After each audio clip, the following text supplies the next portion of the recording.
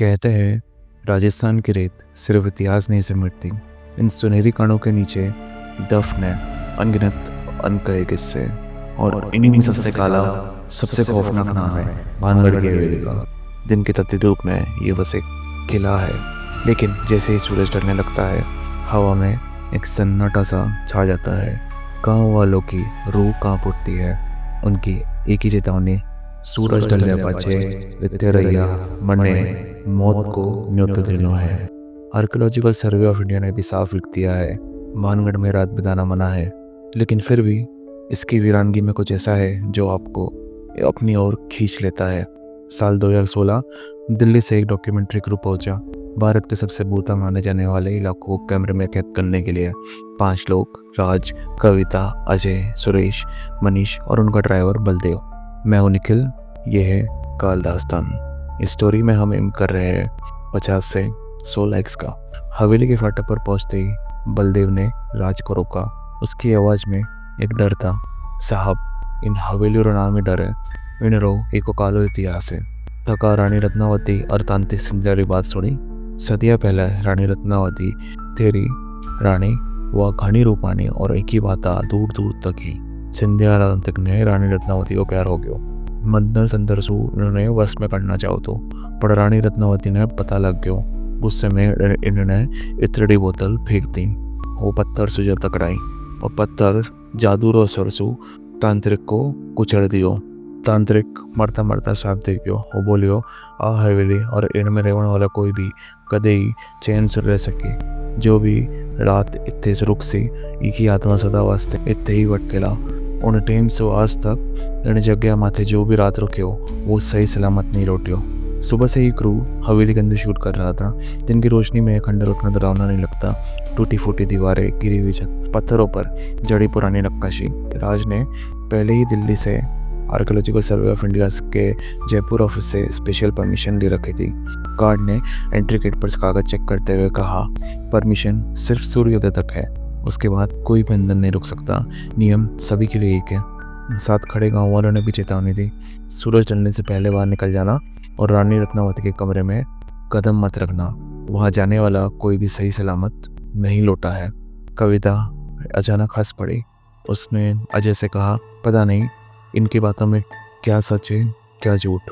Crew उनका सामान लेकर हवेली में चला जाता है। ड्राइवर बलदेव वहीं रुक गया। उसने हाथ जोड़कर साफ कहा, साहब मैं गाड़ी में ही बाहर खड़ा रहूँगा, अंदर नहीं जाऊँगा। ये जगह सही नहीं है। जब तक आप लोग ने वापस नहीं आ जाते मैं आपका बाहर इंतज़ार करूँगा। अजय ने मजाक बनाया, क्यों बलदेव, तू भी गाँव वालों जैसा अंधविश्वासी निकला क्या? बलदेव ने धीमे स्वर में जवाब दिया, अंधविश्वासी नहीं साहब, आंखों से देखा है। एक बार रात में गलती से अंदर चला गया था और कसम खाता हूँ किसी औरत के पायल की आवाज़, उसका रोने का रुदन सुना। मैं तुरंत वहाँ से भाग गया। वातावरण अचानक भारी हो गया, लेकिन राज ने माहौल को हल्का बनाने के लिए एक ताली मारी। चलो टीम, फोकस करो, हमें डॉक्यूमेंट्री बनानी है, डरना नहीं है। शाम ढल रही थी, शूट लगभग ख़त्म हो चुका था और टीम बाहर आ गई थी। लेकिन राज और अजय के दिमाग में एक ही सवाल घूम रहा था, क्या सच में रात में यहाँ कुछ होता है? अजय बोला, भाई हम डॉक्यूमेंट्री बना रहे हैं, अगर रात का एक भी शॉट कैप्चर कर लें तो फिल्म अलग लेवल पर जाएगी।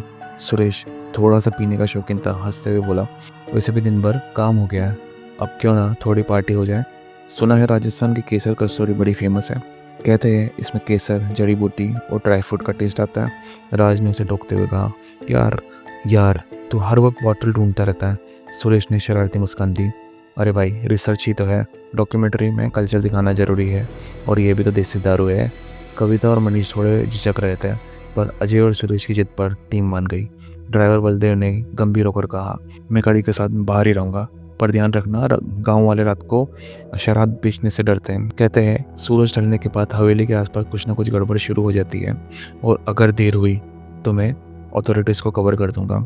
राज ने हंसते हुए माहौल को हल्का बनाने की कोशिश की, अरे हम थोड़ी देर में लौट आएंगे, बस थोड़ा थ्रिल और थोड़ी केसर कस्तूरी। रात के अंधेरे में 5 चुपके से हवेली के ईस्टर्न गेट से अंदर घुसे। सन्नाटा इतना गहरा था कि उन्हें उनके पैरों की आवाज़ भी डरा रही थी। एक टूटा कमरा था, पत्थर की चौखट, दीवारों पर उखड़ी नक्काशी और आगे जाने वाला रास्ता जो सीधा रानी रत्नावती के कमरे को जाता है। उन्होंने यहीं पर बैठने का डिसाइड किया। कविता ने एक छोटा ट्राइपॉड लगाया अजय ने साउंड रिकॉर्डर चालू करा। मनीष ने कैमरे की छोटी लाइट ऑन करी। हल्की पीली रोशनी कमरे की नमी और टूटी दीवारों पर पड़ रही थी। बियर के कैन, स्नैक्स और केसर कस्तूरी की बोतल और उनकी पार्टी चालू हो चुकी थी। सुरेश ने पहला घूंट भरते ही आंखें बंद कर दी। वाह, केसर की खुशबू, जैसे महल की दावत में बैठे हो। भाई, ये डॉक्यूमेंट्री का बेस्ट पार्ट होगा। लेकिन उसी समय अजय ने रिकॉर्डर की आवाज़ पर नज़र डाली। उसने भौहें सिकुड़ते हुए कहा, रुको, बैकग्राउंड में कुछ अजीब सी आवाज़ रिकॉर्ड हो रही है। यहाँ पर तो हम 5 ही हैं। ये छठी आवाज़ किसकी है? 3 एक पल के लिए चुप हो गई। बियर के कैन से गिरती बूंदों की आवाज़ और रिकॉर्डर में आती धीमी फुसफुसाहट। कमरे का माहौल अचानक ठंडा और भारी लगने लगा। शुरुआत में सब कुछ नॉर्मल लग रहा था। सुरेश आधा नशे में बार बार हंसकर बोला, देखो भाई, रात में कुछ भी नहीं होता, ये सब गाँव वालों की बातें हैं। राज कैमरा चेक कर रहा था, लाइट एडजस्ट करते हुए। अजय बार बार साउंड रिकॉर्डर को कान लगाता और बड़बड़ाता, यहाँ कुछ अजीब आवाज़ें भी आ रही है। लेकिन धीरे धीरे उस रिकॉर्डर में हवेली की खामोशी भी रिकॉर्ड हो रही है।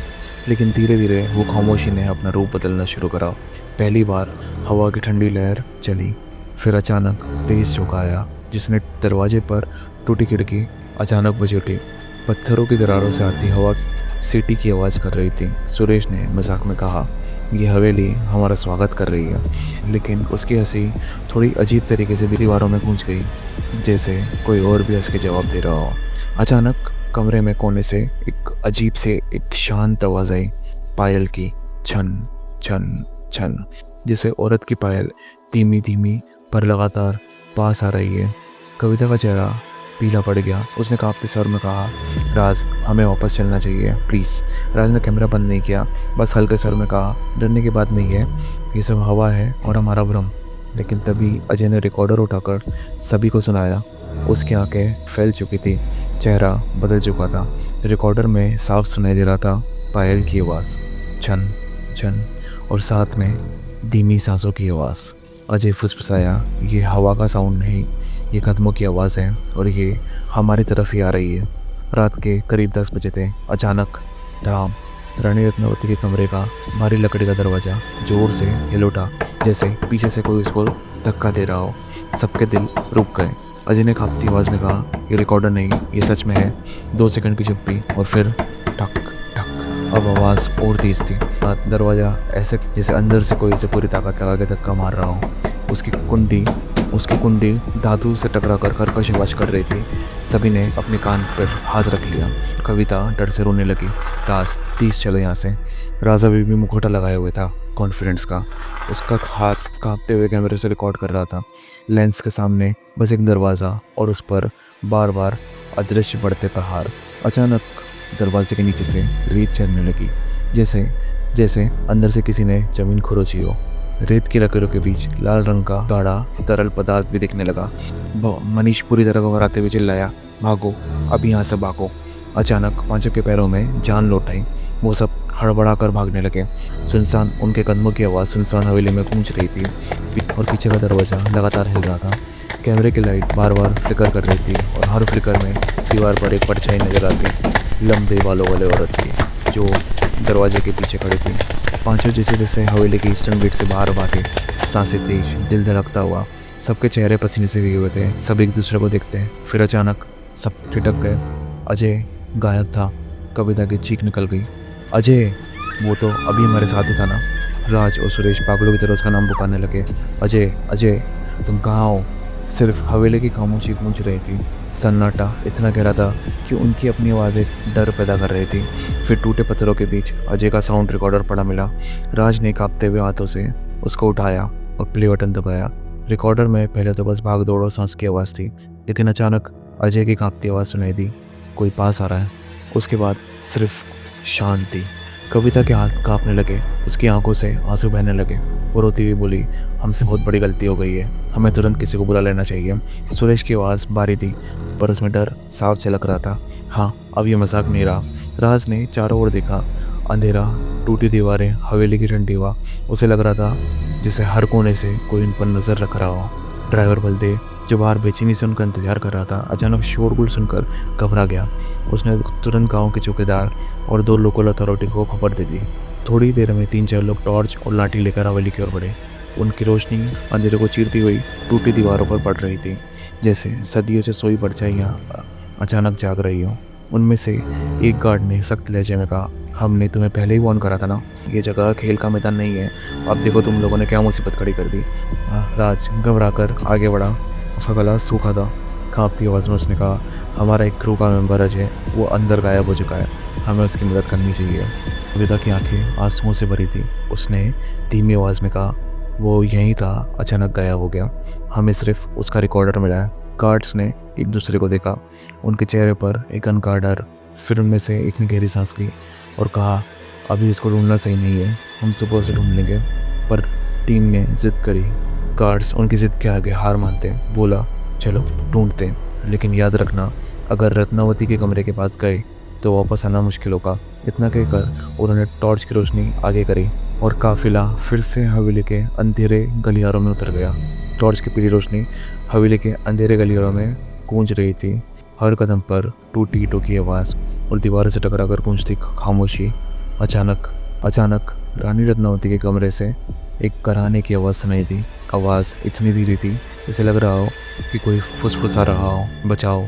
सबके कदम एक पल को रुक गए। कविता ने डर से राज का हाथ कसकर पकड़ लिया। गार्ड्स ने धीरे धीरे दरवाजे को धक्का लगाया।